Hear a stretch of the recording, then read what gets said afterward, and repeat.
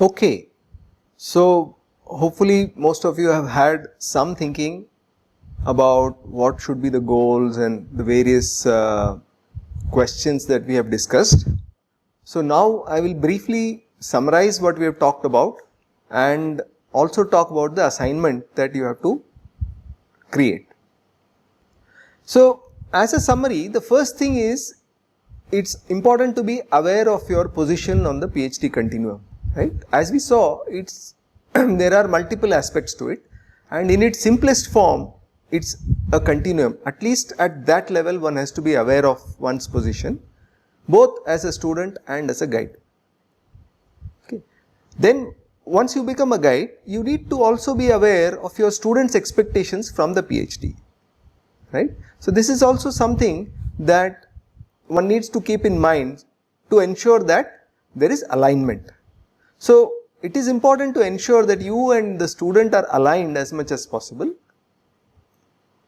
and ensure that the student is aware of your goals for their PhD. So this is also something that I always do. I talk to the student saying, look, for you to graduate, these are my goals. This is what I need you to have done for me to say that yes, you have done all that is required for a PhD. So that's again something, these are some initial conversations which need to happen between you and your student for the entire process to be enriching experience for both of you.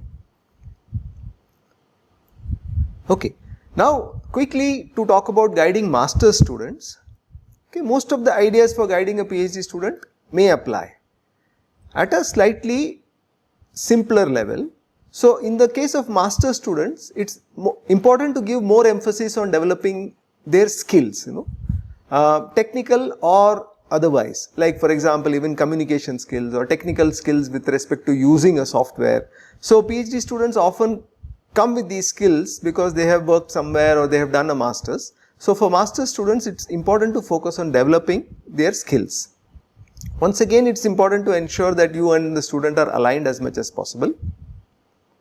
In the case of master's students, the risk may be lower because the research problem can be simpler. So even if there is misalignment to some extent, since the problem is simpler, it may be easier to overcome the lack of alignment. On the other hand, the risk may be higher because of stricter time constraints, right? I mean, you have to finish the master's project in a certain amount of time. So it's better to ensure that there is alignment between you and the student right from the beginning. Okay, so now we will talk about the assignment. So I expect that the assignment will take you about an hour to do. Okay, you've already done these activities. You've already talked about what is your definition of a PhD. You've written about where on the continuum would you like to be as a PhD guide. You've looked at what would you look for in a PhD student, and you've looked at what your goals are as a for your PhD student. So now what you need to do is to revise and submit your answers through this form. I will just be pasting the link in the chat window. So if you feel like, you can also answer it from the perspective of a master's student also, so that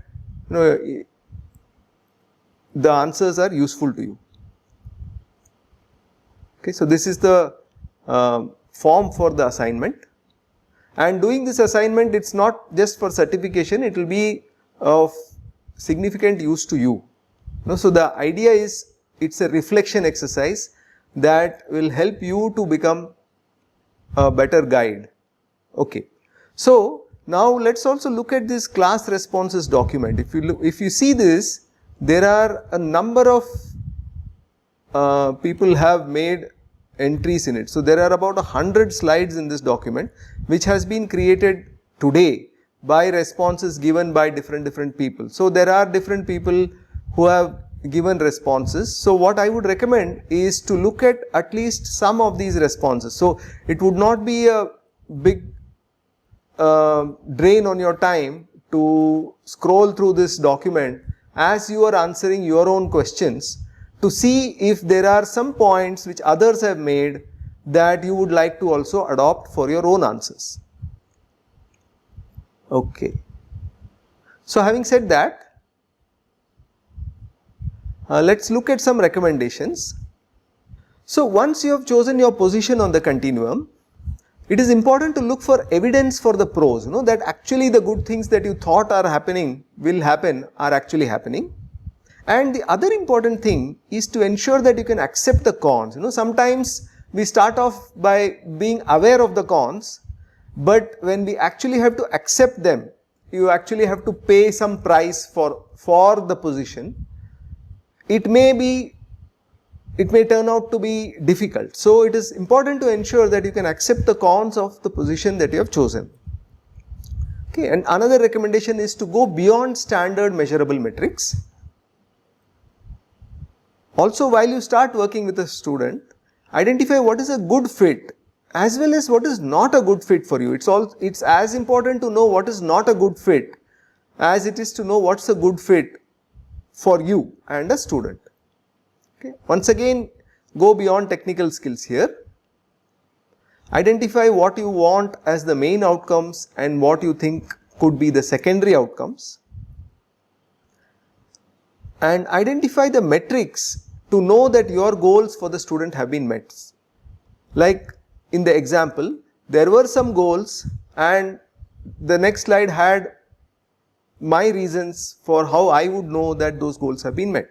Similarly, you need to come up with your own goals for the student and metrics to know that those goals have been met. Okay, so coming to other resources, unfortunately I have not read any literature on how to guide PhD students, but there are some recommendations from ChatGPT and so on. So there are some books I find, and there are a bunch of YouTube videos which are there. So for those who need to look at these references, it would be useful to do so. Okay, so what next?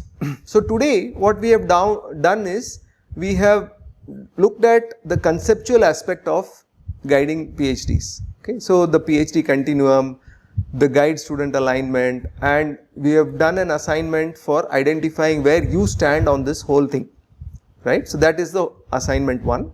The slides for this session will also be available, so I will post the link in the chat shortly.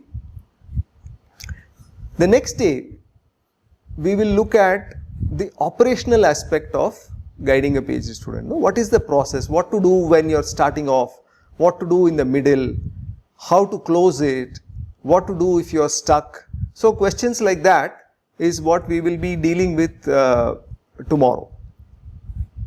Once again, there will be an assignment at the end of that day. Okay, so now before we go into the live interaction, so we are not done for the day. Before we go into the live interaction, let me just get some feedback on how you felt the whole day went. So I see that 88 people are still on the call. So I hope to get at least 50% responses. Okay, so I see about 45 responses, and I am glad that people did not find that they have to do too much work in this workshop, and that many people are saying that they found the activities useful. So what I will do now is to quickly paste the download link in the chat, and then we can go into the live interaction part of the workshop. So the link on the chat is the link for downloading these slides. You will need some of them as you do the assignment. So please download the link, slides from that link.